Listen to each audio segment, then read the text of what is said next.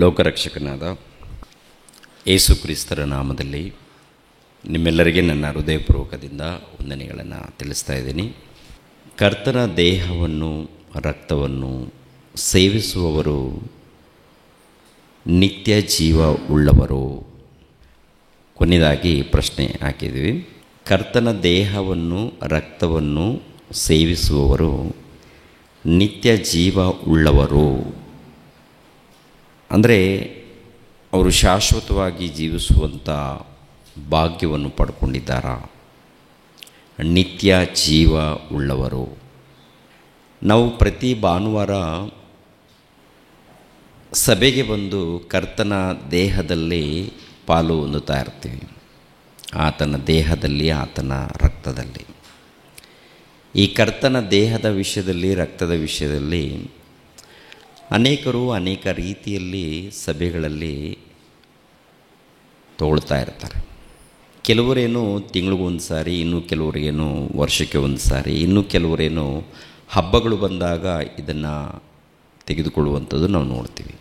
ಯಾಕೆ ಇದನ್ನು ತೆಗೆದುಕೊಳ್ಳಬೇಕು, ಯಾಕೆ ಸೇವಿಸಬೇಕು ಅಂತೇಳಿ ಅರ್ಥ ಮಾಡಿಕೊಂಡು ಅವರು ತೆಗೆದುಕೊಳ್ತಾ ಇದ್ದಾರಾ, ಅಥವಾ ಎಲ್ಲರೂ ತೆಗೆದುಕೊಳ್ತಾ ಇದ್ದಾರೆ, ಎಲ್ಲರೂ ಇದನ್ನು ಸೇವಿಸ್ತಾ ಇದ್ದಾರೆ, ನಾವು ಕೂಡ ಇದನ್ನು ಸೇವಿಸೋಣ ಅಂತೇಳಿ ಸೇವಿಸ್ತಾ ಇದ್ದಾರೆ ಅಂತ ನೋಡುವಾಗ, ಪ್ರಿಯರ ದೇವ್ರ ಮಕ್ಕಳಿರ, ಅವ್ರು ಏನು ಮಾಡ್ತಾ ಇದ್ದಾರೋ ಅವ್ರಿಗೇನೇ ಗೊತ್ತಿಲ್ಲ.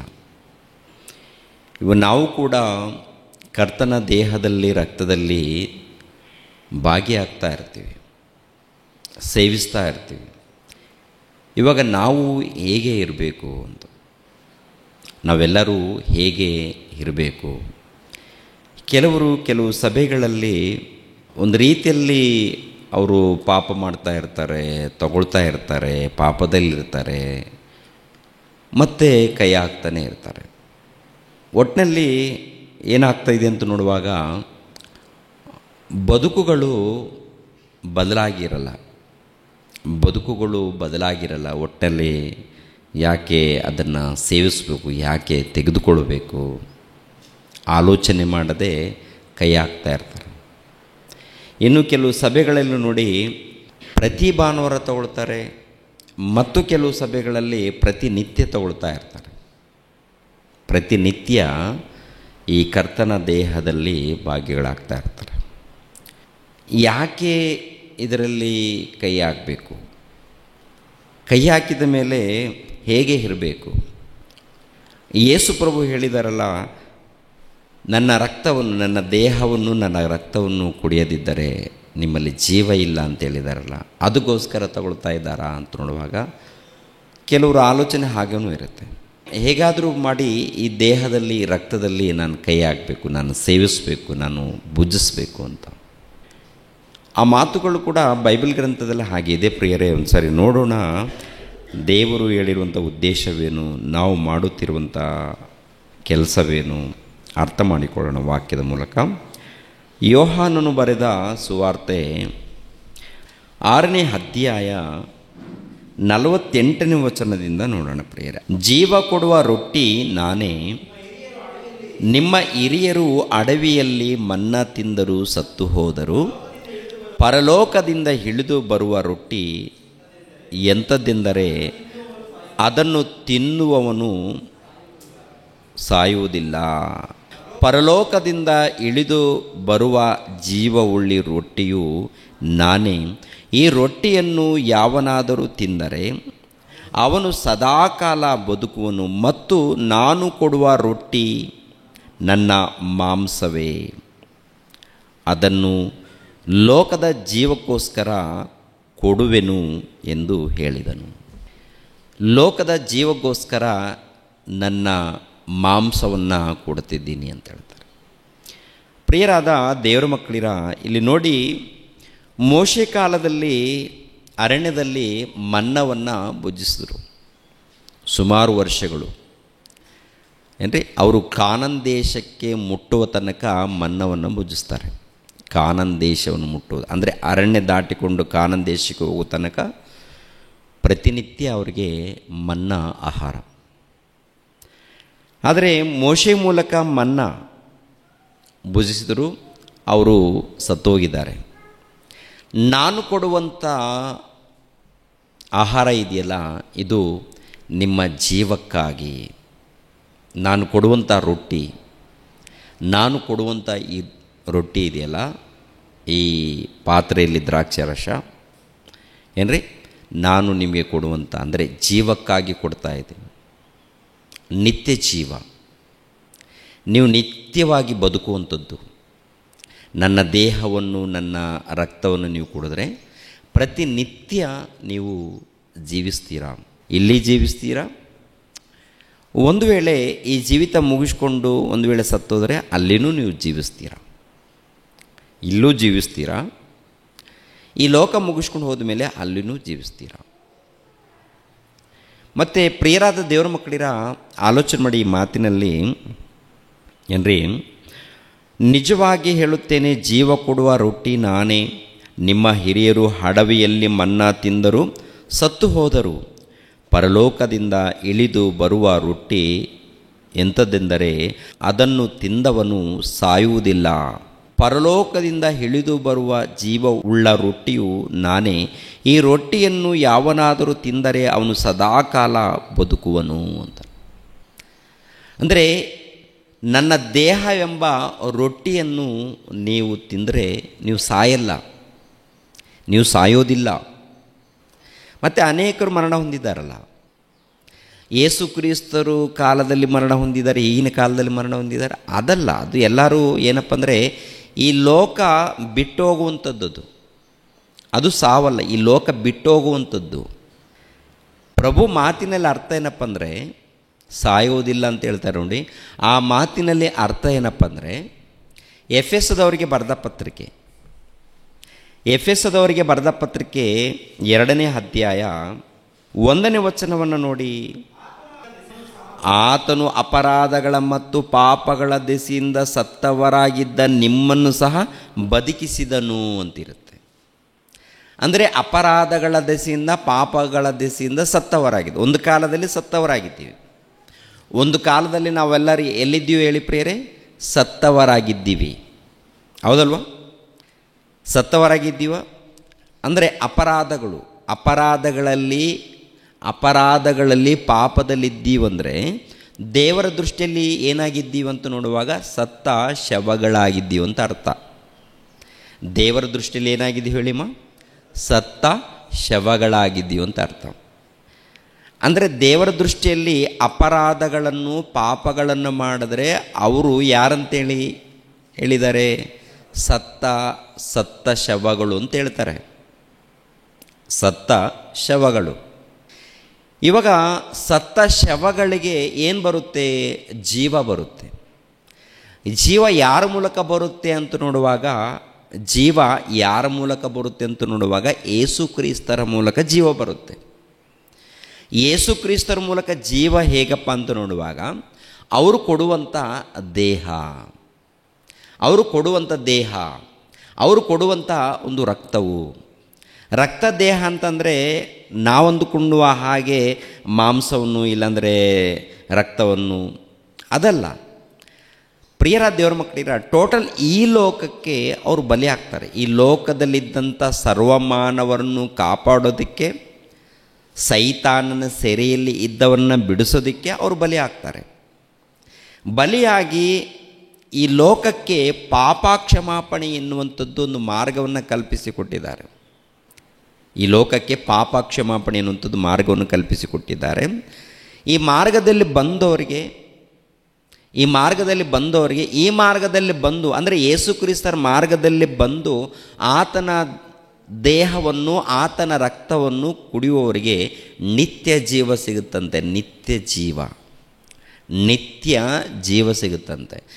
ಅಂದರೆ ಸತ್ತೋಗಿರುವಂಥ ಇವರಿಗೆ, ಲೋಕದ ಅಪರಾಧಗಳಿಂದ, ಪಾಪಗಳಿಂದ ಸತ್ತಂಥ ಅವರಿಗೆ, ನಮಗೆ ಏನಾಗಿದೆ ಅಂತ ನೋಡುವಾಗ ಯೇಸು ಕ್ರಿಸ್ತರ ಮೂಲಕ ಜೀವ. ವಾಕ್ಯವನ್ನು ಕೇಳುವುದರ ಮೂಲಕ, ವಾಕ್ಯವನ್ನು ಧ್ಯಾನಿಸುವುದರ ಮೂಲಕ, ವಾಕ್ಯವನ್ನು ಪಾಲಿಸುವುದ್ರ ಮೂಲಕ ನಮಗೇನು ಬರುತ್ತೆ ಅಂತ ನೋಡುವಾಗ ಜೀವ. ಏನ್ರಿ, ನಮಗೇನು ಬರುತ್ತೆ ಹೇಳಿ? ಜೀವ. ಇವಾಗ ನಾವು ವಾಕ್ಯವನ್ನು ಕೇಳ್ತಾ ಇದ್ದೀವಿ, ವಾಕ್ಯವನ್ನು ಧ್ಯಾನಿಸ್ತಾ ಇದ್ದೀವಿ, ವಾಕ್ಯದ ಪ್ರಕಾರ ನಾವು ಕರ್ತನ ಮೇಜಿನಲ್ಲಿ ಕೈ ಹಾಕ್ತಾ ಇದ್ದೀವಿ, ಸೇವಿಸ್ತಾ ಇದ್ದೀವಿ ಅಂದರೆ ನಮ್ಮಲ್ಲಿ ಏನಿದೆ? ಜೀವ ಇದೆ ಅಂತ ಅರ್ಥ. ಜೀವ ಇದೆ ಅಂತ ಅರ್ಥ ಪ್ರಿಯರು. ಒಂದು ವೇಳೆ ಆ ಜೀವವನ್ನು ಕಳ್ಕೊಳ್ಳೋದಕ್ಕೆ ಅವಕಾಶ ಇದೆಯಾ? ಒಂದು ವೇಳೆ ಆ ಜೀವವನ್ನು ಅಂದರೆ ದೇವರು ಕಲ್ಪಿಸಿಕೊಟ್ಟಂಥ ಆ ಜೀವವನ್ನು ಕಳೆದುಕೊಳ್ಳೋದಕ್ಕೆ ಅವಕಾಶ ಇದೆಯಾ ಇಲ್ಲೋ ಅಂತ ನೋಡುವಾಗ ಅದನ್ನು ಕೂಡ ಅವಕಾಶ ಇದೆ. ಅಂದರೆ ನಿತ್ಯ ಜೀವವನ್ನು ಪಡ್ಕೊಳ್ಳುವಂಥದ್ದು, ಅದನ್ನು ಕಳೆದುಕೊಳ್ಳುವಂಥದ್ದು ದೇವರು ನಮ್ಮ ಕೈಯಲ್ಲಿ ಕೊಟ್ಟಿದ್ದಾರೆ, ನಿಮಗೆ ಕೊಟ್ಟಿದ್ದಾರೆ, ನಮಗೆ ಸ್ವಾತಂತ್ರ್ಯವನ್ನು ಕೊಟ್ಟಿದ್ದಾರೆ, ಸ್ವಾತಂತ್ರ್ಯವನ್ನು. ಅದಕ್ಕೆ ಪ್ರಿಯರಾದ ದೇವರ ಮಕ್ಕಳಿರ ಗಮನಿಸ್ರಿ, ಪ್ರಭು ಈ ಮಾತು ಹೇಳಿದಾಗ ನನ್ನ ಮಾಂಸವನ್ನು ನನ್ನ ರಕ್ತವನ್ನು ಕುಡಿಯದೆ ಹೋದರೆ ನಿಮ್ಮಲ್ಲಿ ಜೀವ ಇಲ್ಲ ಅಂತ ಹೇಳುವಾಗ 52ನೇ ವಚನದಲ್ಲಿ ಯೆಹೂದ್ಯರು ಅಲ್ಲಿರುವಂಥ ಕೆಲವರು ಏನು ಮಾತಾಡ್ತಾ ಇದ್ದಾರೆ ನೋಡಿ. 52 6ನೇ ಅಧ್ಯಾಯ 52ನೇ ವಚನ, ಯೋಹಾನನು ಬರೆದ ಸುವಾರ್ತೆ. ಆಗ ಯೆಹೂದ್ಯರು, ಇವನು ತನ್ನ ಮಾಂಸವನ್ನು ನಮಗೆ ಹೇಗೆ ತಿನ್ನುವುದಕ್ಕೆ ಕೊಟ್ಟಾನು ಎಂದು ತಮ್ಮೊಳಗೆ ವಾಗ್ವಾದ ಮಾಡುತ್ತಿರಲು. ಯೇಸು ಅವರು ಈಗಿನ ಕಾಲದಲ್ಲಿ ಕೂಡ ಎಲ್ಲೆಲ್ಲಿ ತಪ್ಪುಗಳು ಸಿಗುತ್ತೋ ಅಂಥೇಳಿ ತಪ್ಪುಗಳನ್ನು ಹುಡುಕೋದಿಕ್ಕೇನೆ ಓದ್ತಾ ಇರ್ತಾರೆ ಕೆಲವರು. ಯಾರು ಓದ್ತಾ ಇರ್ತಾರೆ ಅಂತ ನೋಡುವಾಗ ಇವರು ಕೆಲವರು ಮತ ಛಾಂದಸ್ವಾದಿಗಳಿರ್ತಾರೆ ಪ್ರಿಯರೇ. ಅವ್ರು ಏನು ಮಾಡ್ತಾರೆ ಅಂದರೆ ಎಲ್ಲೆಲ್ಲಿ ತಪ್ಪುಗಳಿದೆ ಅಂತೇಳಿ ಅಲ್ಲಿ ವಚನಗಳನ್ನು ಏನು ಮಾಡ್ತಾರೆ, ನೋಟ್ ಮಾಡಿಕೊಂಡು ಇಲ್ಲಿ ಈ ಥರ ಇದೆ, ಅಲ್ಲಿ ಈ ಥರ ಇದೆ ಅಂತೇಳಿ. ಯಾಕೆಂದರೆ ಅವರು ಅರ್ಥ ಮಾಡ್ಕೊಳ್ಬೇಕಾದ್ರೆ ಧ್ಯಾನದಲ್ಲಿ ಭಕ್ತಿಯಲ್ಲಿರಬೇಕು. ದೇವರು ನಮಗೆ ಜನ್ಮ ಕೊಟ್ಟಿದ್ದಾರೆ, ಯೇಸು ಪ್ರಭು ರಕ್ಷಕನು. ನಾವು ನೋಡೋಣ, ಕೇಳೋಣ, ಅವರು ಏನು ಮಾತನಾಡಿದ್ದಾರೆ ಅಂತೇಳಿ ಪರಿಶೋಧನೆ ಮಾಡಬೇಕು. ಪರಿಶೋಧನೆ ಮಾಡಿದ್ರೆ ಜ್ಞಾನ ಸಿಗುತ್ತೆ. ತಪ್ಪಿಡಿಬೇಕಂದ್ರೆ ಸಿಗಲ್ಲ. ಕೆಲವರು ಹಾಗೇ ತಪ್ಪಿಡಿತಾ ಇದ್ದಾರೆ. ಅದೇ ಪ್ರಕಾರ ಯೆಹೂದ್ಯರು ಕೂಡ ಏನ್ರಿ, ಯೆಹೂದ್ಯರು ಕೂಡ ಮಾತಾಡ್ತಾರೆ. ಯಾಕೆ ಮಾತಾಡ್ತಾ ಇದ್ದಾರೆ ಅಂದರೆ ತಪ್ಪು ಹಿಡಿಯೋದಕ್ಕೆ. ಯೆಹೂದ್ಯರು ಕೂಡ ಏನಪ್ಪ ಅಂದರೆ ಯೆಹೂದ್ಯರಲ್ಲಿ ಕೆಲವರು ಪರಿಸಾಯರಿದ್ದಾರೆ, ಶಾಸ್ತ್ರಿಗಳಿದ್ದಾರೆ, ಯಾಜಕರು, ಮಹಾಯಾಜಕರು ಇದ್ದಾರಲ್ಲ, ಇವರೆಲ್ಲರೂ ಏನಪ್ಪ ಅಂದರೆ ಹೇಗಾದರೂ ಮಾಡಿ ಈತನನ್ನು ತಪ್ಪಿಡಿಬೇಕು ಅಂತ. ಇವಾಗ ಅರ್ಥ ಮಾಡಿಕೊಳ್ಳೋದು ಏನಂತಾರೆ, ಆಗ ಯೆಹೂದ್ಯರು, ಇವನು ತನ್ನ ಮಾಂಸವನ್ನು ನಮಗೆ ಹೇಗೆ ತಿನ್ನುವುದಕ್ಕೆ ಕೊಟ್ಟಾನು ಎಂದು ತಮ್ಮೊಳಗೆ ವಾಗ್ವಾದ ಮಾಡುತ್ತಿರಲು ಯೇಸು ಅವರಿಗೆ, ನಿಮಗೆ ನಿಜ ನಿಜವಾಗಿ ಹೇಳುತ್ತೇನೆ, ನೀವು ಮನುಷ್ಯಕುಮಾರನ ಮಾಂಸವನ್ನು ತಿನ್ನದೆ ಆತನ ರಕ್ತವನ್ನು ಕುಡಿಯದೆ ಹೋದರೆ ನಿಮ್ಮೊಳಗೆ ಜೀವ ಇಲ್ಲ. ನನ್ನ ಮಾಂಸವನ್ನು ತಿಂದು ನನ್ನ ರಕ್ತವನ್ನು ಕುಡಿಯುವವನು ನಿತ್ಯ ಜೀವವನ್ನು ಹೊಂದಿದ್ದಾನೆ ಮತ್ತು ನಾನು ಅವನನ್ನು ಕಡೇ ದಿನದಲ್ಲಿ ಎಬ್ಬಿಸುವೆನು. ಯಾಕೆಂದರೆ ನನ್ನ ಮಾಂಸವೇ ನಿಜವಾದ ಆಹಾರ, ನನ್ನ ರಕ್ತವೇ ನಿಜವಾದ ಪಾನ. ನನ್ನ ಮಾಂಸವನ್ನು ತಿಂದು ನನ್ನ ರಕ್ತವನ್ನು ಕುಡಿಯುವವನು ನನ್ನಲ್ಲಿ ಇರುತ್ತಾನೆ, ನಾನು ಅವನಲ್ಲಿ ಇರುತ್ತೇನೆ, ನಾನು ಅವನಲ್ಲಿ ಇರುತ್ತೇನೆ. ಅಂದರೆ ನನ್ನ ಮಾಂಸವೇ ನಿಜವಾದ ಆಹಾರ, ನನ್ನ ಮಾಂಸವೇ ನಿಜವಾದ ಆಹಾರ, ನನ್ನ ರಕ್ತವೇ ನಿಜವಾದ ಪಾನ. ನಿಮಗೆ ನಿತ್ಯ ಜೀವ ಸಿಗಬೇಕು, ನೀವು ನಿತ್ಯ ಜೀವವನ್ನು ಪಡ್ಕೊಳ್ಬೇಕು, ನಿಮ್ಮಲ್ಲಿ ಜೀವ ಇರಬೇಕಾದ್ರೆ ಖಂಡಿತವಾಗಿ ನನ್ನ ದೇಹವನ್ನು ತಿನ್ನಬೇಕು, ನನ್ನ ರಕ್ತವನ್ನು ಕುಡಿಬೇಕು ಅಂತ ಹೇಳ್ತಾರೆ. ಖಂಡಿತವಾಗಿ ಮಾಡಬೇಕಾ ಅಥವಾ ಪರವಾಗಿಲ್ವ ಅಂತ ನೋಡುವಾಗ ಖಂಡಿತವಾಗಿ. ಅಂದರೆ ನಾವು ಜೀವದಿಂದಿರಬೇಕು, ನಾವು ಜೀವವನ್ನು ಪಡಿಬೇಕು ಅಂದರೆ ಖಂಡಿತವಾಗಿ ಮಾಡಬೇಕಾ? ಖಂಡಿತವಾಗಿ ಮಾಡಬೇಕು ಅಂತ ಹೇಳ್ತಾರೆ. ಮತ್ತಾಯನ ಬರೆದ ಸುವಾರ್ತೆ 26ನೇ ಅಧ್ಯಾಯ 26ನೇ ವಚನವನ್ನು ನೋಡಿ. ಅವರು ಊಟ ಮಾಡುತ್ತಿರುವಾಗ ಯೇಸು ರೊಟ್ಟಿಯನ್ನು ತೆಗೆದುಕೊಂಡು ದೇವರ ಸ್ತೋತ್ರ ಮಾಡಿ ಮುರಿದು ಶಿಷ್ಯರಿಗೆ ಕೊಟ್ಟು, ತಕ್ಕೊಳ್ಳಿರಿ, ತಿನ್ನಿರಿ, ಇದು ನನ್ನ ದೇಹ ಅಂದನು. ಆಮೇಲೆ ಪಾತ್ರೆಯನ್ನು ತೆಗೆದುಕೊಂಡು ಸ್ತೋತ್ರ ಮಾಡಿ ಅವರಿಗೆ ಕೊಟ್ಟು, ಇದರಲ್ಲಿರುವುದನ್ನು ಎಲ್ಲರೂ ಕುಡಿಯಿರಿ, ಇದು ನನ್ನ ರಕ್ತ, ಇದು ಒಡಂಬಡಿಕೆಯ ರಕ್ತ, ಇದು ಪಾಪಗಳ ಕ್ಷಮೆಗಾಗಿ ಬಹು ಜನರಿಗೋಸ್ಕರ ಸುರಿಸಲ್ಪಡುವ ರಕ್ತ. ಇದು ಒಡಂಬಡಿಕೆಯ ರಕ್ತ. ಈ ರಕ್ತ ಇದೆಯಲ್ಲ, ಒಡಂಬಡಿಕೆಯ ರಕ್ತ. ಇದು ಪಾಪ ಕ್ಷಮಾಪಣೆ ನಿಮಿತ್ತವಾಗಿ ಸುರಿಸಲ್ಪಡುವ ರಕ್ತ. ಇದು ನಿತ್ಯ ಜೀವವನ್ನು ಕೊಡುವಂಥ ರಕ್ತ. ಏನು ಹೇಳ್ತಾರೆ ಹೇಳಿ ಪ್ರಿಯರೇ? ಇದರಲ್ಲಿ ಏನು ಕಾಣುತ್ತೆ ಅಂತ ನೋಡುವಾಗ, ಪ್ರಿಯರಾದ ದೇವರ ಮಕ್ಕಳಿರ, ನಮಗೆ ನಿತ್ಯ ಜೀವ ಸಿಗಬೇಕಾದರೆ ಮೊದಲನೇದಾಗಿ ಪಾಪ ಕ್ಷಮಾಪಣೆ ಉಂಟಾಗಬೇಕು. ಓಕೆನಾ? ಅಂದರೆ ನಿತ್ಯ ಜೀವ ಸಿಗಬೇಕಾದ್ರೆ ಯೇಸು ಕ್ರಿಸ್ತರ ದೇಹವನ್ನು ಯೇಸು ಕ್ರಿಸ್ತರ ರಕ್ತವನ್ನು ಕುಡಿಬೇಕಂತ ಹೇಳ್ತಾರೆ. ಯೇಸು ಕ್ರಿಸ್ತರ ದೇಹಕ್ಕೂ ರಕ್ತಕ್ಕೂ ಸೂಚನೆಯಾಗಿ ಏನು ಕೊಟ್ಟಿದ್ದಾರೆ ಅಂತ ನೋಡುವಾಗ ಒಂದು ರೊಟ್ಟಿಯನ್ನು ದ್ರಾಕ್ಷಾರಸವನ್ನು ಕೊಡ್ತಾರೆ. ರೊಟ್ಟಿಯನ್ನು ದ್ರಾಕ್ಷಾರಸವನ್ನು ಕೊಡ್ತಾರೆ. ಅಂದರೆ ನೀವು ಇದರಲ್ಲಿ ಕೈ ಹಾಕುವಾಗ ನನ್ನನ್ನು ನೆನೆಸಿಕೊಂಡು ಇದರಲ್ಲಿ ಕೈ ಹಾಕ್ರಿ, ಇದನ್ನು ಸೇವಿಸಬೇಕಾದರೆ ನನ್ನನ್ನು ನೆನೆಸಿಕೊಳ್ಳಿ ಅಂತ ಹೇಳ್ತಾರೆ ಪ್ರಿಯರೇ. ಅಲ್ಲಿ ನೋಡುವಾಗ ನಾವು ನಿತ್ಯ ಜೀವವನ್ನು ಪಡ್ಕೊಳ್ಬೇಕಾದ್ರೆ ಇದರಲ್ಲಿ ಖಂಡಿತವಾಗಿ ಕೈ ಹಾಕಬೇಕು ಅಂತ ಹೇಳ್ತಾರೆ. ಮತ್ತು ಇದು ಯಾಕೆ ನೇಮಿಸಲ್ಕೊಟ್ಟಿದ್ದಾರೆ, ಯಾಕೆ ಸುರಿಸಿದ್ದಾರೆ ಅಂತ ನೋಡುವಾಗ ಪಾಪ ಕ್ಷಮಾಪಣೆ ನಿಮಿತ್ತವಾಗಿ. ಎಲ್ಲರಿಗ ಕೆಲವರ್ಗ ಅಂತ ನೋಡುವಾಗ ಭೂಲೋಕದಲ್ಲಿ ಎಷ್ಟು ಮಂದಿ ಮಾನವರಿದ್ದಾರೋ ಎಲ್ಲರಿಗೋಸ್ಕರ ಇದು ನಾನು ಸುರಿಸ್ತಾ ಇದ್ದೀನಿ ನನ್ನ ರಕ್ತವನ್ನು. ಎಲ್ಲರಿಗೋಸ್ಕರ, ಒಬ್ರಿಗೋಸ್ಕರ ಅಲ್ಲ, ಒಂದು ಕುಟುಂಬದಗೋಸ್ಕರ ಅಲ್ಲ, ಎಲ್ಲರಿಗೋಸ್ಕರ. ಇದನ್ನು ನೀವು ಪಡ್ಕೊಳ್ಬೇಕಾದ್ರೆ ದೇವರನ್ನು ತಿಳ್ಕೊಳ್ಬೇಕು, ದೇವರ ಮನಸ್ಸನ್ನು ಅರ್ಥ ಮಾಡ್ಕೊಳ್ಬೇಕು, ಅವರು ನಮ್ಮ ತಂದೆ ಅಂತ ಒಪ್ಪಿಕೊಂಡು ಯೇಸು ಕ್ರಿಸ್ತರು ನಮ್ಮ ರಕ್ಷಕನಂತ ಒಪ್ಪಿಕೊಂಡು ಏನು ಮಾಡಬೇಕು, ದೀಕ್ಷಾಸ್ಥಾನ ತೆಗೆದುಕೊಳ್ಬೇಕು. ದೀಕ್ಷಾಸ್ಥಾನ ತೆಗೆದುಕೊಂಡ ಮೇಲೆ ಇದರಲ್ಲಿ ಕೈ ಹಾಕಬೇಕು ಅಂತ ಪ್ರಿಯರ ದೇವ್ರ ಮಕ್ಕಳು ಇದು ನೇಮಿಸಿದ್ದಾರೆ ಪ್ರಿಯರೇ, ಹೌದಲ್ವಾ? ಅಂದರೆ ಖಂಡಿತವಾಗಿ ಈ ಆಜ್ಞೆಗಳನ್ನು, ದೇವ್ರು ಕೊಟ್ಟಂಥ ಈ ಆಜ್ಞೆಗಳಿದೆಯಲ್ಲ ಖಂಡಿತವಾಗಿ ಪಾಲಿಸ್ಬೇಕಂತ ಇರುತ್ತೆ. ಪಾಲಿಸದೆ ಹೋದರೆ ಏನಿಲ್ಲ ಪ್ರಿಯರೇ, ಪಾಲಿಸದೆ ಹೋದರೆ ಜೀವ ಇದೆಯಾ, ಜೀವ ಇಲ್ವಾ? ಪಾಲಿಸದೆ ಹೋದರೆ ಜೀವ ಇಲ್ಲ. ಮತ್ತು ಏನಾಗಿದ್ದೀವಿ ಅಂತ ನೋಡುವಾಗ ಸತ್ತ ಶವಗಳು ಅಂತ ಅರ್ಥ ಪ್ರಿಯರೇ, ಹೌದಲ್ವಾ? ಅಂದರೆ ಇದರಲ್ಲಿ ಕೈ ಹಾಕಬೇಕು ಅಂದರೆ ಸೇವಿಸಬೇಕು. ಕರ್ತನ ದೇಹದಲ್ಲಿ ಆತನ ರಕ್ತದಲ್ಲಿ ಏನಾಗಬೇಕು, ಭಾಗಿಗಳಾಗಬೇಕು,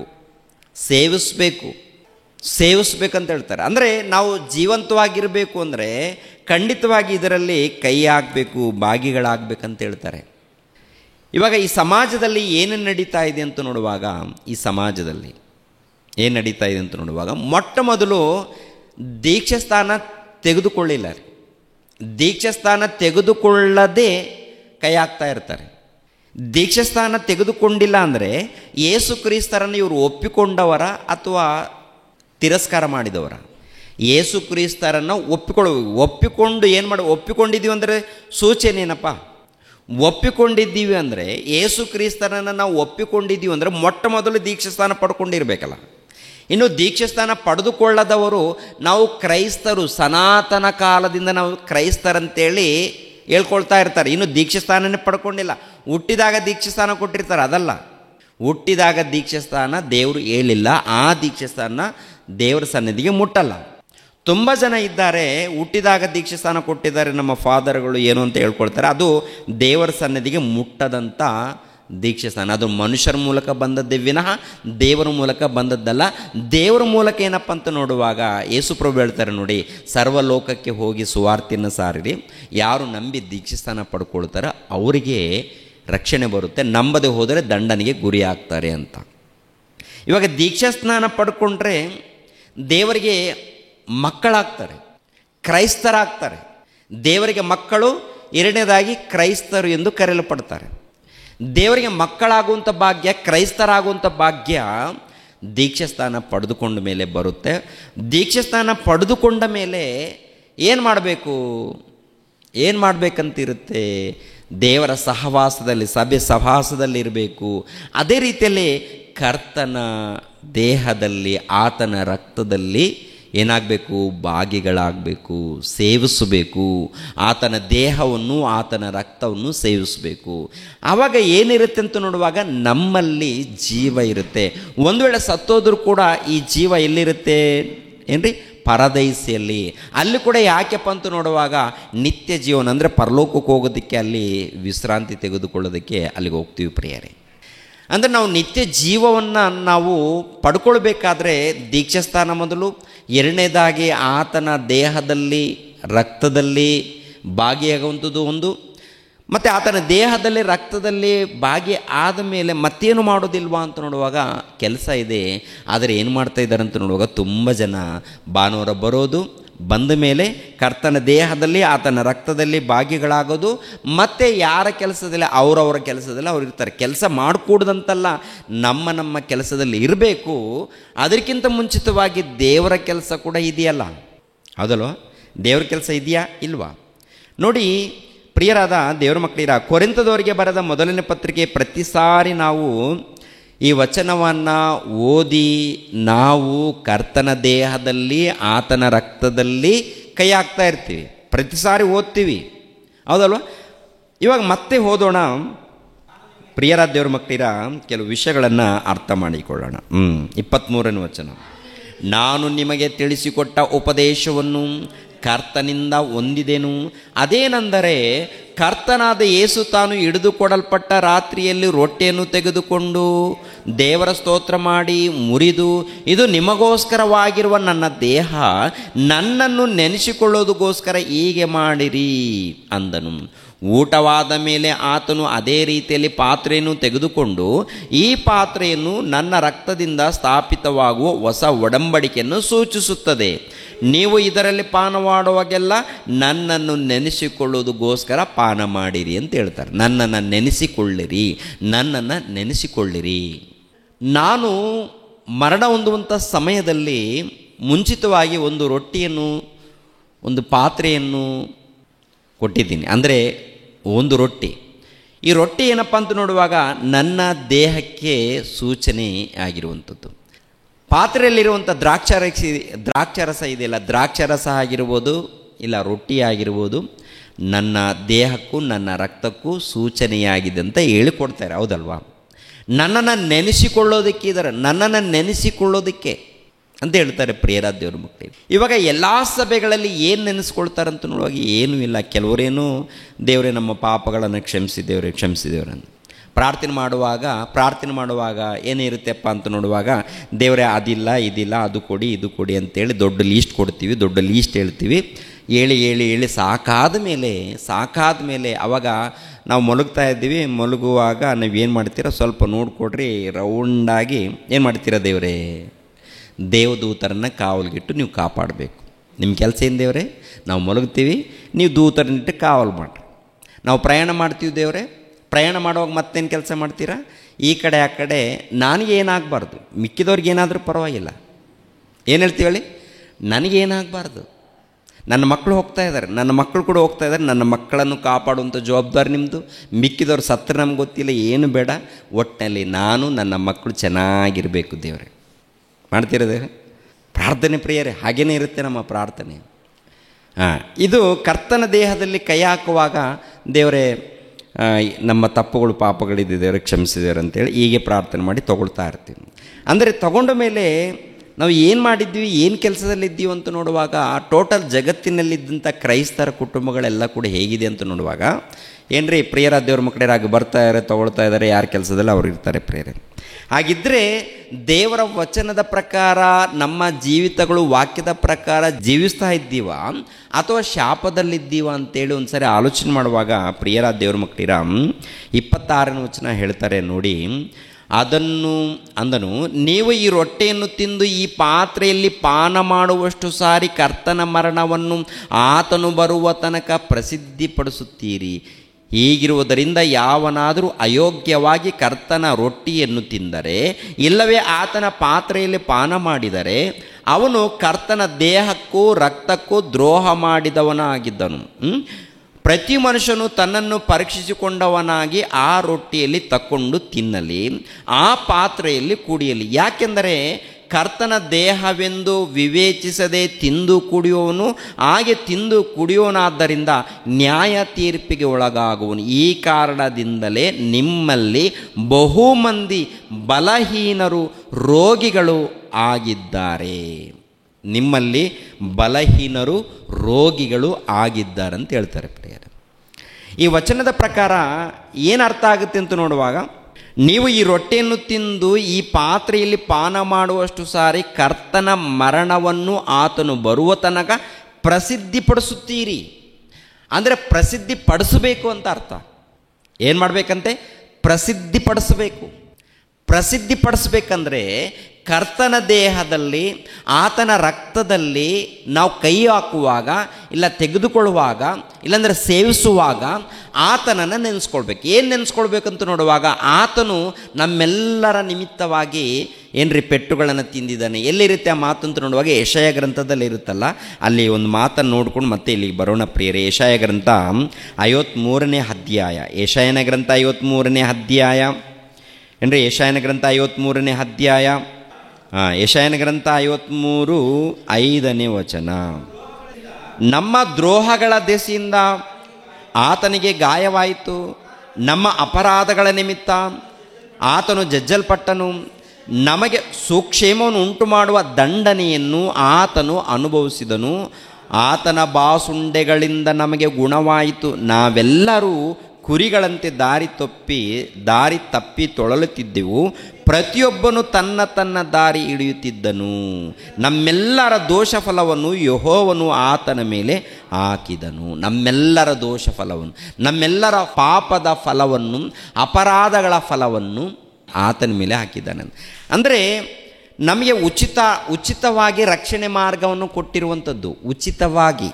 ಉಚಿತವಾಗಿ ಅಂದರೆ ನಾವು ಏನು ಕೊಟ್ಟಿಲ್ಲ, ದೇವ್ರಿಗೆ ಏನು ಕೊಟ್ಟಿಲ್ಲ, ಏನು ಮಾಡಿಲ್ಲ. ಒಟ್ಟಿನಲ್ಲಿ ನಮ್ಮ ಪಾಪಗಳನ್ನು ಒಂದು ವೇಳೆ ಲೆಕ್ಕ ಮಾಡುವಾಗ ಅಂಗಾಲು ಮೊದಲುಗೊಂಡು ತಲೆಯಲ್ಲಿರುವಂಥ ಕೂದಲವರೆಗೆ ಎಷ್ಟಿದೆಯೋ ಅಷ್ಟು ಪಾಪಗಳು, ಕಣಗಳಲ್ಲಿ ಪಾಪಗಳು ತುಂಬಿದೆ ರೀ. ಕಣಗಳಲ್ಲಿ ಪಾಪದ ಆಲೋಚನೆಗಳು ತುಂಬಿದೆ. ಪಾಪದ ಆಲೋಚನೆಗಳು ಅಂದರೆ ಈ ದೇಹ ಎಲ್ಲ ಕೂಡ ಏನ್ರಿ ಪಾಪ ಎಂಬ ರೋಗಕ್ಕೆ ಒಳಗಾಗಿದೆ ರೀ. ಹೌದಂತೀರಲ್ಲ ಅಂತೀರ?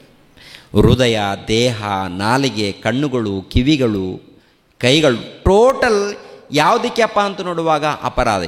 ಅಂದರೆ ಈ ದೇಹ ಕೊಟ್ಟಿದ್ದು ದೇವರು ಕೊಟ್ಟಿದ್ದ, ಈ ದೇಹವನ್ನು ದೇವರು ಕೊಟ್ಟಿದ್ದಾರಲ್ಲ, ಯಾಕೆ ಕೊಟ್ಟಿದ್ದಾರಂತ ನಾವು ನೋಡಿದ್ದೀವಿ ವಾಕ್ಯದಲ್ಲಿ. ನಾವು ದೇವ್ರಿಗೋಸ್ಕರ ಹುಟ್ಟಿದ್ದೀವಿ, ದೇವರನ್ನು ಮಹಿಮೆ ಪಡಿಸ್ಬೇಕು, ದೇವರನ್ನು ಘನಪಡಿಸ್ಬೇಕು. ಹೌದಲ್ವ? ದೇವರನ್ನು ಮಹಿಮೆ ಪಡಿಸೋದಕ್ಕೆ, ಘನಪಡಿಸೋದಕ್ಕೆ, ದೇವರನ್ನು ಕೊಂಡಾಡೋದಕ್ಕೆ ಈ ದೇಹದ ಮೂಲಕ, ಈ ಜೀವಿತದ ಮೂಲಕ ಏನ್ರಿ ದೇವರ ಕ್ರಿಯೆಗಳನ್ನು ಮಾಡಬೇಕಾದಂಥ ಜವಾಬ್ದಾರಿಯನ್ನು ಪಡ್ಕೊಂಡಿರುವಂಥ ನಾವು ಈ ಲೋಕದಲ್ಲಿ ಹೇಗೆ ಬದುಕ್ತಾ ಇದ್ದೀವಿ ಅಂತ ನೋಡುವಾಗ ಎಲ್ಲ ಪಾಪಗಳು, ಎಲ್ಲ ತಪ್ಪುಗಳು, ಎಲ್ಲ ಅಪರಾಧಗಳೇ. ಓಕೆನಾ? ಇವಾಗ ದೇವರು ಒಂದು ವೇಳೆ ಪೆಟ್ಟು ಕೊಟ್ಟರೆ ದಂಡನೆ ಮಾಡಬೇಕಂದ್ರೆ ನಮ್ಮೆಲ್ಲರಿಗೂ ದಂಡನೆ ಮಾಡಬೇಕಾಗಿತ್ತು.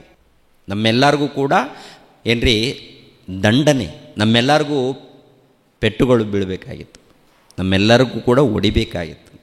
ನೀವು ಮಾಡಿರುವಂಥ ತಪ್ಪುಗಳಿದೆಯಲ್ಲ, ಈ ತಪ್ಪುಗಳು ಮಾಡಿರುವುದರಿಂದ ನಿಮಗೆ ಶಿಕ್ಷೆ ಕೊಡ್ತೀನಿ, ನೀವು ಆ ಶಿಕ್ಷೆಯನ್ನು ಅನುಭವಿಸಿ ನನ್ನ ಬಳಿಗೆ ಬರಬೇಕು ಅಂತೇಳಿ ಒಂದು ವೇಳೆ ನೇಮಿಸಿದರೆ ಹೇಗಿತ್ತು ಪ್ರಿಯರೇ? ಆ ಪೆಟ್ಟುಗಳು, ಆ ಬಾಧೆ ಎಲ್ಲ ಕೂಡ ತನ್ನ ಮಗನ ಮೇಲೆ ಹಾಕಿದ್ದಾನೆ. ತನ್ನ ಮಗನ ಮೇಲೆ ಹಾಕಿ ತನ್ನ ಮಗನು ಅನುಭವಿಸಿದ ಮೇಲೆ ನಮ್ಮೆಲ್ಲರಿಗೆ ರಕ್ಷಣೆ ಮಾರ್ಗವನ್ನು ಕಲ್ಪಿಸಿ ಕೊಟ್ಟಿದ್ದಾರೆ ಉಚಿತವಾಗಿ. ನಮ್ಮದೇನು ದೊಡ್ಡ ಜ್ಞಾನ ಇದೆ ಅಂತಲ್ಲ, ದೊಡ್ಡ ಭಕ್ತಿ ಇದೆ ಅಂತನೂ ಅಲ್ಲ, ದೊಡ್ಡ ನೀತಿ ಇದೆ ಅಂತನೂ ಅಲ್ಲ ರೀ.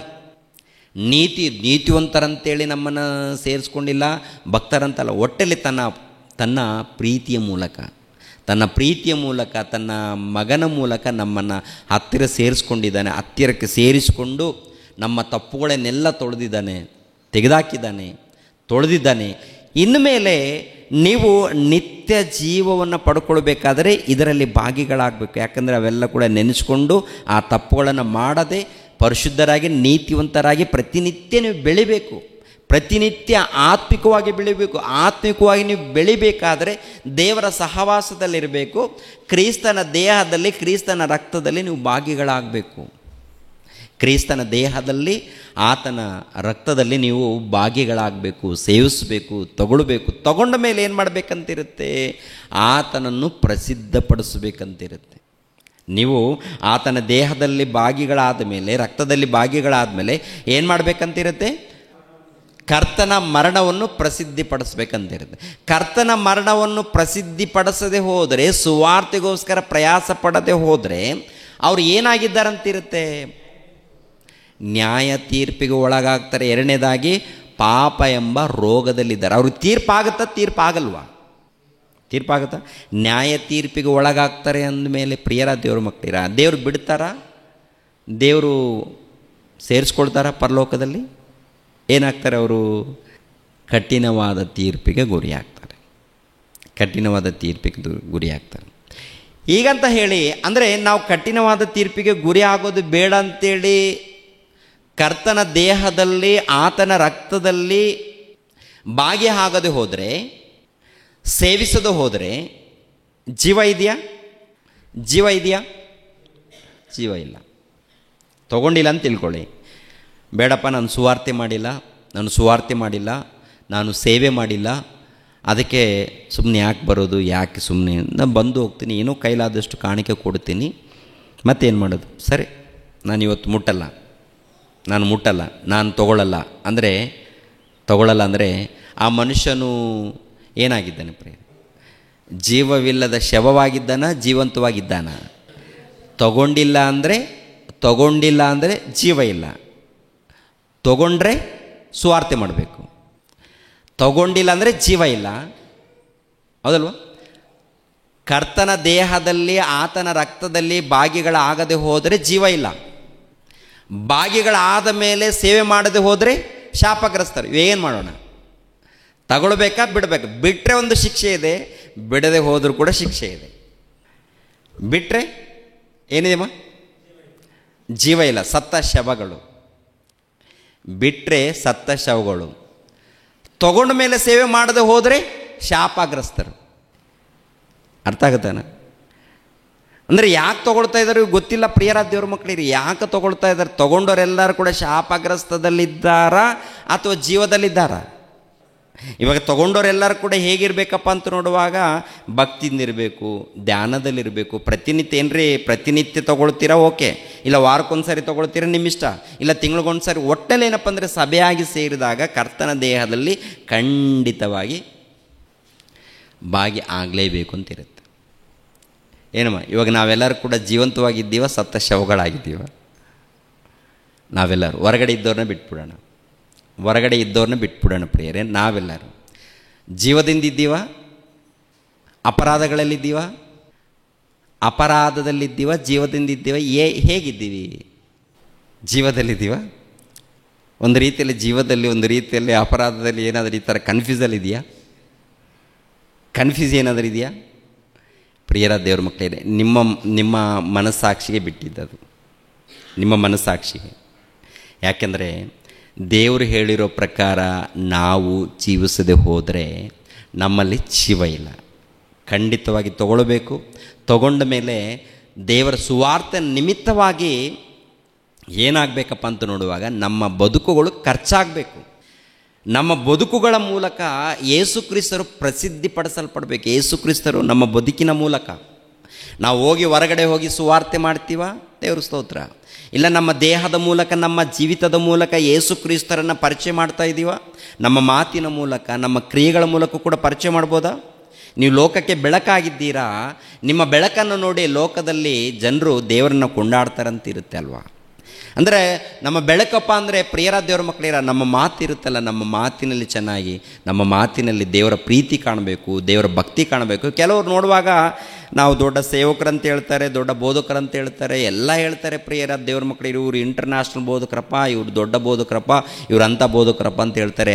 ಆದರೆ ವಾಕ್ಯವನ್ನು ಹೇಳುವಾಗ ಮಾತ್ರ ಬೋಧಕರು, ನಿಜ ಜೀವನದಲ್ಲಿ ಹೊಟ್ಟೆಬಾಕರು.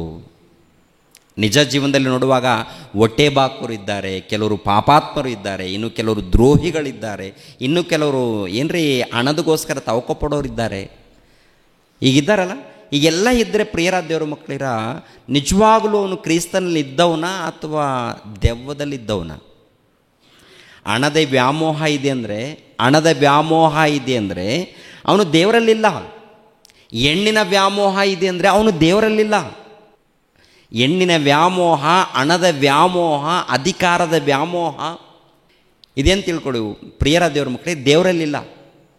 ಏನಪ್ಪ ಅಂದರೆ ತಂದೆಯಾದ ದೇವರು ಸ್ತ್ರೀ ಪುರುಷರು ಉಂಟು ಮಾಡಿದ್ದಾರೆ, ಮದುವೆ ಮಾಡಿಕೊಂಡು ಸಂಸಾರ ಮಾಡಿಕೊಂಡು ಯಥಾರ್ಥವಾಗಿ ಭಕ್ತಿಯಿಂದ ಹೋಗಬೇಕು. ಅದನ್ನು ಬಿಟ್ಟು ದಾರಿ ತಪ್ಪಿ ಅಂದರೆ ಗಂಡನ ಇದ್ದರೆ ಆ ಗಂಡನ ಜೊತೆಯಲ್ಲಿ ಸರಿಯಾದ ರೀತಿಯಲ್ಲಿ ಸಂಸಾರ ಮಾಡಿದ್ರೆ ಬೇರೆ ದಾರಿ ಇಟ್ಕೊಂಡ ಸ್ತ್ರೀ ತಪ್ಪಾಗುತ್ತೆ. ಅದೇ ಪ್ರಕಾರ ಹೆಂಡತಿ ಇದ್ದಾಗಲೂ ಕೂಡ ಈ ಮನುಷ್ಯನು ಇನ್ನೊಂದು ದಾರಿ ಇಟ್ಕೊಂಡ್ರೆ ಏನಾಗುತ್ತೆ? ಪಾಪ ಆಗುತ್ತೆ, ಅದು ಅಪರಾಧ. ಇದು ಕೂಡ ಅಲ್ಲೆಲ್ಲೇ ನಡೀತಾ ಇದೆಯಂತ ನೋಡುವಾಗ ಅನೇಕ ಕಡೆ ನಡೀತಾ ಇದೆ. ಇನ್ನೂ ಕೆಲವು ಕಡೆ ಈ ಹಣದಗೋಸ್ಕರ ಸೇವೆ ಮಾಡೋರಿದ್ದಾರೆ. ಸಭೆಯಲ್ಲಿ ಬರುವಂಥ ವಿಶ್ವಾಸಿಗಳು ಕೂಡ ಏನೋ ಆಶೀರ್ವಾದಗೋಸ್ಕರ ಬರೋರಿದ್ದಾರೆ. ಈ ಲೋಕದಲ್ಲಿ ಏನೋ ಕೋರಿಕೆ ತೀರುತ್ತೆ, ಏನೋ ಸಮಸ್ಯೆಗಳು ಪರಿಹಾರ ಆಗುತ್ತೆ ಅಂತೇಳಿ ಒಟ್ಟಲ್ಲಿ ಏನೋ ಮೂಢಭಕ್ತಿಯಿಂದ ಮೂಢನಂಬಿಕೆಯಿಂದ ಏನೇನೋ ಆಲೋಚನೆಗಳು ಇಟ್ಕೊಂಡು ಬರುವಂಥವ್ರಿದ್ದಾರೆ. ಪ್ರಿಯರ ದೇವ್ರ ಮಕ್ಕಳಿದೆ, ಹೀಗೆ ಇದ್ದಾಗ ದೇವರ ಸೇವೆ ನಡೆಯುತ್ತಾ? ದೇವರ ಕಾರ್ಯಕ್ರಮ ನಡೆಯುತ್ತಾ? ದೇವರ ಕಾರ್ಯಕ್ರಮ ನಡೆಯುತ್ತಾ? ದೇವರ ಕಾರ್ಯಕ್ರಮ ಎಲ್ಲರ ಮೂಲಕ ನಡಿಬೇಕಾ? ಕೆಲವರ ಮೂಲಕ ನಡಿಬೇಕಾ? ಸ್ತ್ರೀ ಪುರುಷರ ಮೂಲಕ ನಡಿಬೇಕು ದೇವರ ಕಾರ್ಯಕ್ರಮ. ಸ್ತ್ರೀಯರ ಮೂಲಕ ನಡಿಬೇಕು, ಪುರುಷರ ಮೂಲಕ ನಡಿಬೇಕು, ಯಥಾರ್ಥವಾಗಿರಬೇಕು. ಕೆಲವರು ಏನಪ್ಪ ಅಂತ ನೋಡುವಾಗ ಲೋಕಕ್ಕೆ ಸಂಬಂಧಪಟ್ಟಂಥ ಮಾತುಗಳು, ಭಕ್ತರ ಮಧ್ಯದಲ್ಲೇ ಭಕ್ತರು ಸೇವಕರು 24 ಗಂಟೆ ಲೋಕಕ್ಕೆ ಸಂಬಂಧಪಟ್ಟಂಥ ಮಾತುಗಳು, ಲೋಕಕ್ಕೆ ಸಂಬಂಧಪಟ್ಟಂಥ ಎಲ್ಲ ಆಲೋಚನೆಗಳು ಇರುತ್ತೆ ರೀ. ಹಾಗಿದ್ದಾಗ ನಾವು ಏನು ಮಾಡ್ತಾಯಿದ್ವಿ, ಯಾಕೆ ತಗೊಳ್ತಾ ಇದ್ವಿ, ಯಾಕೆ ಇದರಲ್ಲಿ ಸೇವೆ, ಯಾಕೆಪ್ಪ ಇದೆಲ್ಲ ಅಂತ ನೋಡುವಾಗ ಒಂದು ರೀತಿಯಲ್ಲಿ ತಪ್ಪು, ಒಂದು ರೀತಿಯಲ್ಲಿ ಅಪರಾಧಗಳು ಕಾಣ್ತಾ ಇದೆಯಾ ಇಲ್ಲೋ ಅಂತ ನೋಡುವಾಗ ಕಾಣ್ತಾ ಇದೆ. ಅಪರಾಧಗಳಿದ್ದಾಗ, ಪಾಪಗಳು ಇದ್ದಾಗ, ತಪ್ಪುಗಳು ಇದ್ದಾಗ ಅವೆಲ್ಲ ಪ್ರತಿನಿತ್ಯ ಸರಿಪಡಿಸ್ಕೊಂಡು ಆತ್ಮಿಕವಾಗಿ ಬೆಳಿಬೇಕು. ಇನ್ನೊಬ್ಬರು ನೋಡಬಾರ್ದು. ನಾವೆಲ್ಲರೂ ಕೂಡ ಯಾರು ನೋಡ್ತೀವಿ ಗೊತ್ತಾ? ನಾವೆಲ್ಲರೂ ಏನು ಮಾಡ್ತಾಯಿದ್ದೀವಿ ಅಂತ ನೋಡುವಾಗ ನಮ್ಮ ತಪ್ಪುಗಳನ್ನು ನಾವು ಸರಿಪಡಿಸ್ಕೊಳ್ಳೋದು ಬಿಟ್ಟು ಇನ್ನೊಬ್ಬರ ತಪ್ಪುಗಳನ್ನು ಎಣಿಸ್ತಾ ಇರ್ತೀವಿ, ಲೆಕ್ಕ ಮಾಡ್ತಾ ಇರ್ತೀವಿ. ಹಾಗಿದ್ದರೆ ನಾವು ಭ್ರಷ್ಟರಾಗ್ತೀವಿ ಪ್ರಿಯರೇ. ಹೌದಲ್ವ? ಖಂಡಿತವಲ್ಲ? ಮೊಟ್ಟ ಮೊದಲು ನನ್ನ ಮನೆ ಕ್ಲೀನ್ ಮಾಡ್ಕೋಬೇಕಾ, ಇನ್ನೊಬ್ಬರ ಮನೆ ಕ್ಲೀನ್ ಮಾಡಬೇಕಾ ಪ್ರಿಯರೇ?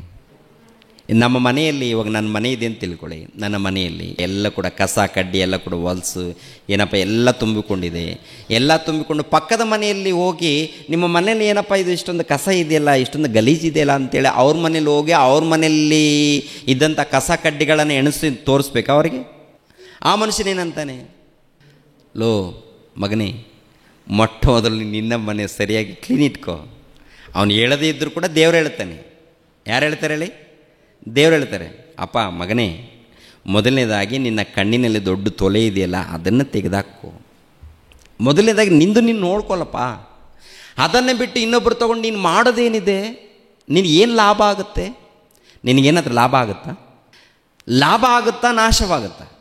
ಇನ್ನೊಬ್ಬರನ್ನ ನೋಡಿದರೆ, ಇನ್ನೊಬ್ಬರ ಬದುಕುಗಳನ್ನು ನೋಡಿದರೆ ನಾವು ನಾಶ. ಮೊಟ್ಟ ಮೊದಲು ನಮ್ಮ ಬದುಕುಗಳನ್ನು ವಾಕ್ಯದ ಮೂಲಕ ತೊಳ್ಕೊಂಡ್ರೆ, ವಾಕ್ಯದ ಮೂಲಕ ಸರಿಪಡಿಸ್ಕೊಂಡ್ರೆ ಏನಾಗ್ತೀವಿ ಅಂತ ನೋಡುವಾಗ ನಾವು ಆತ್ಮಿಕವಾಗಿ ಅಭಿವೃದ್ಧಿ ಆಗ್ತೀವಿ.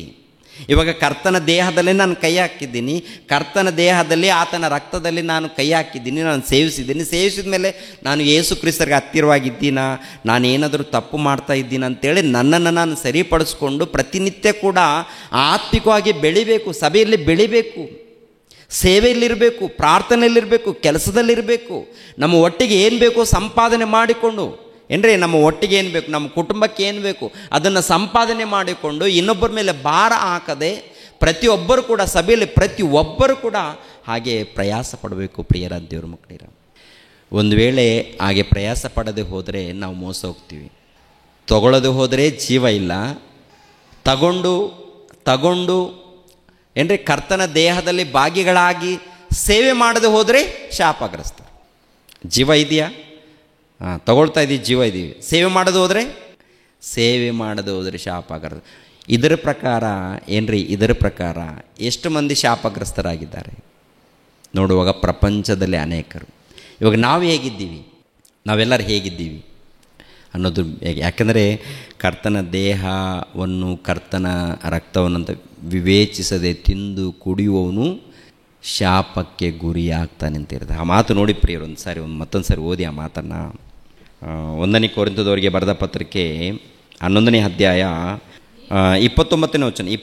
ಯಾಕೆಂದರೆ ಕರ್ತನ ದೇಹವೆಂದು ವಿವೇಚಿಸದೆ ತಿಂದು ಕುಡಿಯುವವನು ಹಾಗೆ ತಿಂದು ಕುಡಿಯುವವನಾದ್ದರಿಂದ ನ್ಯಾಯ ತೀರ್ಪಿಗೆ ಒಳಗಾಗುವನು. ಈ ಕಾರಣದಿಂದಲೇ ನಿಮ್ಮಲ್ಲಿ ಬಹುಮಂದಿ ಬಲಹೀನರು ರೋಗಿಗಳು ಆಗಿದ್ದಾರೆ. ಬಹುಮಂದಿ ಬಲಹೀನರು ರೋಗಿಗಳಂದರೆ ಪ್ರಿಯರೇ, ಭೌತಿಕವಾಗಿ ರೋಗ ಇರುತ್ತೋ ಇಲ್ವೋ ಗೊತ್ತಿಲ್ಲ, ಆತ್ಮಿಕವಾಗಿ ಬಲಹೀನರು. ಶಾರೀರಿಕವಾಗಿ ರೋಗ ಬರ್ಬೋದು, ಬಾರದೇ ಇರ್ಬೋದು. ಆತ್ಮಿಕವಾಗಿ ಏನಿದ್ದಾರೆ ಇವರು? ರೋಗಿಗಳಾಗಿದ್ದಾರೆ ಅಂತ ಹೇಳ್ತಾರೆ. ಅದಲ್ಲೂ ಇವಾಗ ಆತ್ಮಿಕವಾಗಿ ನಾವು ಆರೋಗ್ಯವಾಗಿದ್ದೀವಾ ಅಥವಾ ರೋಗದಲ್ಲಿದ್ದೀವಾ ಅಂತೇಳಿ ನಮ್ಮನ್ನು ನಾವು ಪರಿಶೋಧನೆ ಮಾಡಿಕೊಳ್ಬೇಕಾಗುತ್ತೆ. ಈ ದಿನದಲ್ಲಿ ಖಂಡಿತವಾಗಿ ನಾವು ಜೀವದಿಂದ ಇದ್ದೀವಿ ಅಂತಂದರೆ ಖಂಡಿತವಾಗಿ ಯೇಸು ಕ್ರಿಸ್ತರ ದೇಹದಲ್ಲಿ ರಕ್ತದಲ್ಲಿ ಭಾಗಿಗಳಾಗಬೇಕು. ಅದನ್ನು ಏನು ಮಾಡ್ಕೊಳ್ಬೇಕು ಹೇಳಿ? ಕಾಪಾಡಿಕೊಳ್ಬೇಕು. ಕಾಪಾಡಿಕೊಳ್ಬೇಕಂದ್ರೆ ಏನು ಮಾಡ್ಬೇಕು ಹೇಳಿ? ಕಾಪಾಡಿಕೊಳ್ಬೇಕಾದ್ರೆ ಏನು ಮಾಡ್ಬೇಕು ಹೇಳಿ? ಕಾಪಾಡಿಕೊಳ್ಬೇಕಾದ್ರೆ ಆತ್ಮಿಕವಾಗಿ ಬೆಳಿಬೇಕು. ಸುವಾರ್ತೆ ನಿಮಿತ್ತವಾಗಿ ಏನು ಮಾಡಬೇಕು? ಸಹಾಯ ಮಾಡಬೇಕು, ಸಹಕಾರ ಮಾಡಬೇಕು. ನಾವು ಹೋಗಿ ಅಲ್ಲೆಲ್ಲಿ ಸುವಾರ್ತೆ ಮಾಡಬೇಕು. ಸುವಾರ್ತೆ ಮಾಡದೇ ಇದ್ದಾಗ ಕನಿಷ್ಠ ಪಕ್ಷದಲ್ಲಿ ನಮ್ಮ ಮಾತಿನ ಮೂಲಕ, ನಮ್ಮ ಪ್ರವರ್ತನೆ ಮೂಲಕ ಯಾರನ್ನು ಪ್ರಸಿದ್ಧಿಪಡಿಸ್ಬೇಕು ಹೇಳಿ ಪ್ರಿಯರೇ? ಆಗುತ್ತಾ? ನಮ್ಮ ಮಾತಿನ ಮೂಲಕ ಪ್ರಸಿದ್ಧಿಪಡಿಸೋದಕ್ಕಾಗುತ್ತಾ?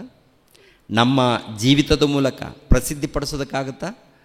ನಮ್ಮ ಪ್ರವರ್ತನೆ ಮೂಲಕ ಆಗುತ್ತೆ ಪ್ರಿಯರೇ. ನಮ್ಮ ಪ್ರವರ್ತನೆ ಮೂಲಕ ಆಗುತ್ತೆ. ವಾಕ್ಯದ ಪ್ರಕಾರ ನಮ್ಮ ಬದುಕುಗಳಿದ್ದರೆ ಖಂಡಿತವಾಗಿ ಆಗುತ್ತೆ. ಕೆಲವರು ಏನಪ್ಪ ಅಂದರೆ ಕರ್ತನ ದೇಹವನ್ನು ಆತನ ರಕ್ತದಲ್ಲಿ ಭಾಗಿಗಳಾಗ್ತಾರೆ, ಮನೆಯಲ್ಲಿ ಜಗಳ ಇಟ್ಕೊಳ್ತಾರೆ. ಒಬ್ಬರಿಗೆ ಅಂದರೆ ಒಬ್ಬರಿಗೆ ಆಗಲ್ಲ. ಅಲ್ಲೇ ಗೊತ್ತಾಗುತ್ತೆ ಇವರು ಯೇಸು ಕ್ರಿಸ್ತರ ದೇಹದಲ್ಲಿ ಸುಮ್ಮನೆ ತೊಗೊಂಡಿದ್ದಾರೆ, ಹೊರಗಡೆ ಹೋಗಿ ಮತ್ತೆ ಸೈತಾನ್ಗೆ ಜಾಗ ಕೊಟ್ಟಿದ್ದಾರೆ ಅಂತ ಅರ್ಥ. ಹೌದಲ್ವ? ಅಲ್ಲೇ ಗೊತ್ತಾಗುತ್ತಾ? ಗೊತ್ತಾಗುತ್ತೆ. ಆದ್ದರಿಂದ ಪ್ರಿಯರ ದೇವ್ರ ಮಕ್ಕಳಿರ, ನಾವು ಜಾಗೃತಿಯಿಂದ ಇರಬೇಕು, ತಗೊಳ್ಬೇಕು, ಖಂಡಿತವಾಗಿ ತಗೊಳ್ಬೇಕು, ಖಂಡಿತವಾಗಿ ಸೇವೆಯಲ್ಲಿರಬೇಕು. ಇಲ್ಲದೆ ಹೋದರೆ ಜೀವ ಇಲ್ಲ. ಒಂದು ವೇಳೆ ತಗೊಂಡು ಕೆಲಸ ಮಾಡದೆ ಹೋದರೆ ಶಾಪಗ್ರಸ್ತರು. ಅದಕ್ಕೆ ನಾವು ಯಾವ ಸ್ಥಿತಿಯಲ್ಲಿದ್ದೀವಿ? ನಾವೆಲ್ಲರೂ ಯಾವ ಸ್ಥಿತಿಯಲ್ಲಿದ್ದೀವಿ? ಲೋಕದಲ್ಲಿ ಮಾತ್ರ ರೋಗದಲ್ಲಿದೆ, ಆತ್ಮಿಕವಾಗಿ ರೋಗದಲ್ಲಿ ಲೋಕದಲ್ಲಿ ಇದ್ದಾರೆ. ಕೆಲವರು ಮಾತ್ರ ಆರೋಗ್ಯವಾಗಿದ್ದಾರೆ, ಸೇವೆ ಮಾಡ್ತಾ ಇದ್ದಾರೆ. ಆರೋಗ್ಯವಾಗಿದ್ದಾರೆ, ಸೇವೆ ಮಾಡ್ತಾ ಇದ್ದಾರೆ. ಇವಾಗ ನಿಮಗೆ ರೋಗ ಇದೆಯಾ? ರೋಗದಲ್ಲಿದ್ದೀರಾ? ರೋಗದಲ್ಲಿದ್ದರೆ ವಾಕ್ಯವೆಂಬ ಮೆಡಿಷನ್, ವಾಕ್ಯವೆಂಬ ಔಷಧಿ ಮೂಲಕ ಸರಿ ಮಾಡಿಕೊಟ್ರಿ. ವಾಕ್ಯವೆಂಬ ಔಷಧಿ ಇದೆಯಲ್ವ, ಈ ಔಷಧಿಯನ್ನು, ವಾಕ್ಯವನ್ನು ಚೆನ್ನಾಗಿ ಕೇಳಿ, ಚೆನ್ನಾಗಿ ಅರ್ಥ ಮಾಡಿಕೊಂಡು ಖಂಡಿತವಾಗಿ ವಾಕ್ಯನೂ ಬಿಡಬಾರ್ದು. ವಾಕ್ಯವನ್ನು ಕೇಳ್ತಾ ಇರಬೇಕು, ಧ್ಯಾನಿಸ್ತಾ ಇರಬೇಕು, ಸಹವಾಸದಲ್ಲಿರಬೇಕು. ಕರ್ತನ ಭೋಜನ ಅದರಲ್ಲಿ ಸಹವಾಸದಲ್ಲಿರಬೇಕು, ಕಾರ್ಯಕ್ರಮಗಳಲ್ಲಿ ಕೂಡ ಸಹವಾಸದಲ್ಲಿರಬೇಕು. ಎಷ್ಟೆಷ್ಟು ನೀವು ಯಥಾರ್ಥವಾಗಿ ಬದುಕ್ತಿರೋ, ಎಷ್ಟೆಷ್ಟು ನೀವು ಸೇವೆ ಮಾಡ್ತಿರೋ, ಎಷ್ಟೆಷ್ಟು ನೀವು ಕೆಲಸ ಮಾಡ್ತೀರೋ, ತಕ್ಕ ಪ್ರತಿಫಲ ನಾನು ಪರಲೋಕದಲ್ಲಿ ಕೊಡ್ತೀನಿ ಅಂತ ಹೇಳ್ತೇನೆ. ಅಲ್ಲಿ ನಾವು ಪ್ರತಿಫಲವನ್ನು ಪಡ್ಕೊಳ್ಬೇಕಾದ್ರೆ ಈ ಲೋಕದಲ್ಲಿ ಪ್ರಿಯರ ದೇವ್ರ ಮಕ್ಕಳಿರ ನಮ್ಮ ಭಕ್ತಿಯ ಮೇಲೆ, ನಮ್ಮ ಕ್ರಿಯೆ ಮೇಲೆ ಆಧಾರಪಟ್ಟಿದೆ. ನಾವು ಯಾವ ರೀತಿ ಬದುಕಿದ್ದೀವಿ, ಯಾವ ರೀತಿ ನಾವು ಜೀವಿಸಿದ್ದೀವಿ, ಅದರ ಮೇಲೆ ಆಧಾರಪಟ್ಟಿದೆ. ಓಕೆನಾ? ಒಂದು ವೇಳೆ ಲೋಕದ ರೀತಿಯಲ್ಲಿ ಇಷ್ಟ ಬಂದ ಹಾಗೆ ಹೀಗೆ ನಾವು ನೋಡಿಕೊಂಡ್ರೆ ನಾವು ಮೋಸ ಹೋಗ್ತೀವಿ. ಜಾಗ್ರತೆ. ದೇವರು ನಿಮ್ಮನ್ನು ನನ್ನನ್ನು ಆಶೀರ್ವದಿಸಲಿ. ರಕ್ಷಕನಾದ ಯೇಸು ಕ್ರಿಸ್ತರ ನಾಮದಲ್ಲಿ ಆತ್ಮೀಯರೆಲ್ಲರಿಗೂ ಹೃತ್ಪೂರ್ವಕ ವಂದನೆಗಳನ್ನು ತಿಳಿಸ್ತಾ ಇದ್ದೇನೆ. ದೇವರ ಸೇವೆ ನಿಮಿತ್ತವಾಗಿ ಪ್ರಾರ್ಥಿಸಿರಿ ಹಾಗೂ ದೇವರ ಸೇವೆಯಲ್ಲಿ ಭಾಗಿಗಳು ಹಾಕಿ. ಪ್ರತಿಯೊಬ್ಬನು ತನ್ನ ಹೃದಯದಲ್ಲಿ ನಿರ್ಣಯಿಸಿಕೊಂಡ ಪ್ರಕಾರ ಕೊಡಲಿ. ದುಃಖದಿಂದಾಗಲಿ ಬಲಾತ್ಕಾರದಿಂದಾಗಲಿ ಯಾರೂ ಕೊಡಬಾರದು. ಯಾಕೆಂದರೆ ಸಂತೋಷವಾಗಿ ಕೊಡುವವನ ಮೇಲೆ ದೇವರಿಗೆ ಪ್ರೀತಿಯುಂಟು. 2 ಕೊರಿಂಥದವರಿಗೆ ಬರೆದ ಪತ್ರಿಕೆ 9ನೇ ಅಧ್ಯಾಯ 7ನೇ ವಚನ.